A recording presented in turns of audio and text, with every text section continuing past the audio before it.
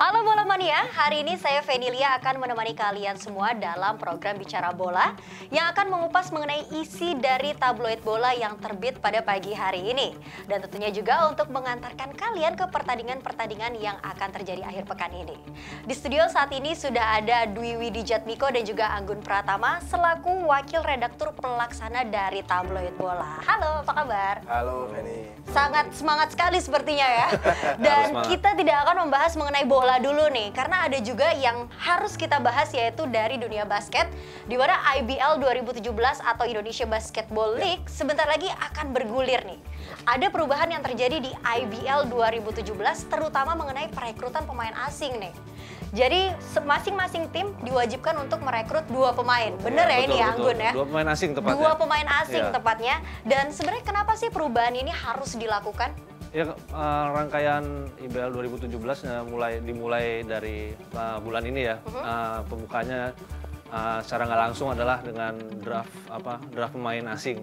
Jadi masing-masing klub itu harus memilih dua pemain asing yang disediakan oleh IBL. Total ada sekitar 110 nama yang disediakan oleh IBL, tapi ya karena ada 11 tim yang berpartisipasi, jadi total hanya 20 kalau nggak salah yang masuk, karena udah ada 2 tim yang udah punya pemain asing, naturalisasi. Pemain naturalisasi, tepatnya itu adalah Aspak dan juga CLS Knight ya. Betul. Tapi sambil kita lihat di belakang, ini adalah isi dari tabloid bola yang terbit pada hari ini yang bisa kalian lihat nantinya. Lalu Widi, kenapa sih harus ada regulasi baru ini dan juga harus ada perekrutan pemain asing? Padahal kan para pebasket dari tanah air sendiri juga sudah tampil luar biasa sebenarnya. Iya betul Feni, tapi paling tidak dengan kehadiran pemain asing itu rasanya akan meningkatkan daya tarik dari kompetisi, karena bagaimanapun dengan postur tubuhnya pemain asing ini rasanya akan menjadi figur-figur yang cukup dominan nanti di setiap tim. Artinya mereka akan memberikan hiburan yang lebih baik, meningkatkan kualitas hiburan kepada penonton. Tapi juga rasanya dengan sistem draft ini yang agak-agak mirip dengan NBA ya. Kekuatan antar tim akan cukup merata sehingga kompetisi kelihatannya akan berjalan dengan lebih ketat nantinya. Mungkin juga biar kita bisa go internasional juga ibaratnya ya. Jadi ibaratnya tidak hanya basket di Amerika sana yang luar biasa, tapi basket Indonesia juga luar biasa. Dan sebenarnya bagaimana mengenai peta kekuatan dari IBL sendiri di tahun 2017?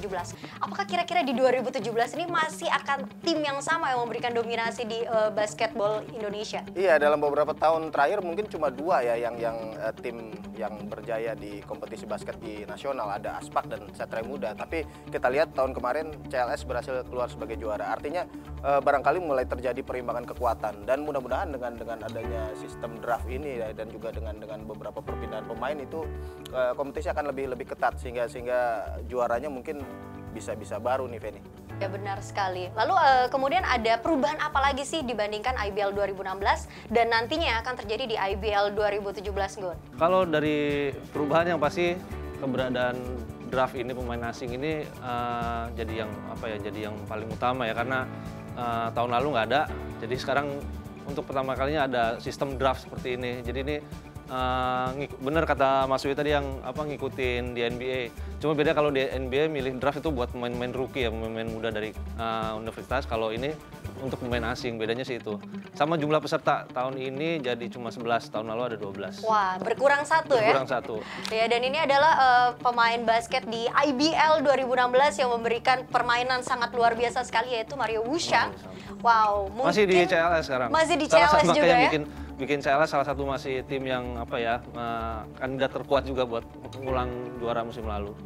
Dan memang salah satu pemain yang memberikan kekuatan luar biasa bagi CLS adalah Mario Wuxiang ini sendiri ya. Betul sekali. Oke, dan kalau kita membicarakan mengenai perekrutan pemain asing, sebenarnya era sekarang bisa kita samakan dengan flashback sedikit ya, yaitu pada saat era Kobatama waktu itu, di mana Aspak waktu itu juga sempat merekrut pemain asing pada saat itu, cuman persaingan waktu itu tidak merata, karena yaitu semua tim tidak memiliki pemain asing, dan kali ini diwajibkan semua tim memiliki pemain asing minimal adalah harus dua tepatnya ya.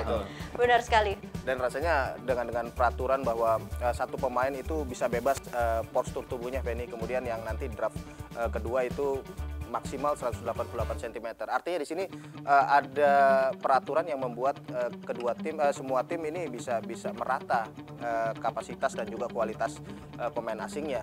Dan apalagi juga walaupun memang agak berbeda dengan draft di NBA, tapi sekarang semua tim diundi untuk melakukan draft ini, sehingga memang rasanya tidak akan terjadi perimbangan kekuatan yang terlalu jomplang ya. Tapi apabila hal ini adalah diundi menjadi draft 1 dan juga draft 2, yang memiliki draft 1 pasti lebih diuntungkan dong ya?